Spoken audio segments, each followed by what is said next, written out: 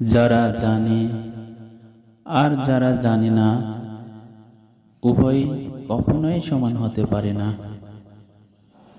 মূর্খ মানুষ দুনিয়া তালাশ করে, কিন্তু দুনিয়ার মধ্যে আল্লাহ তাআলা কিছুই রাখেননি। আল্লাহ তাআলার কাছে দুনিয়ার কোনো মূল্যই নেই।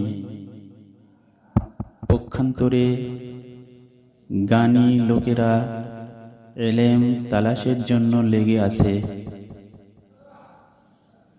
আর ইলমের সাথে আল্লাহ তাআলার ওয়াদা জান্নাত।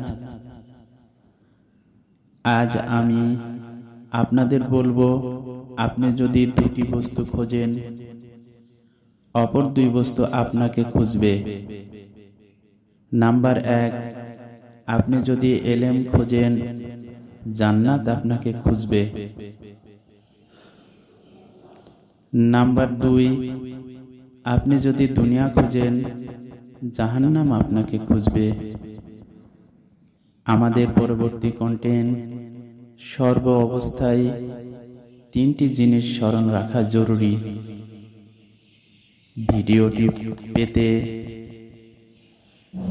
প্লিজ চ্যানেলটি সাবস্ক্রাইব, লাইক, শেয়ার, কমেন্ট এবং নোটিফিকেশন বাটন অন করে আমাদের সাথেই থাকুন।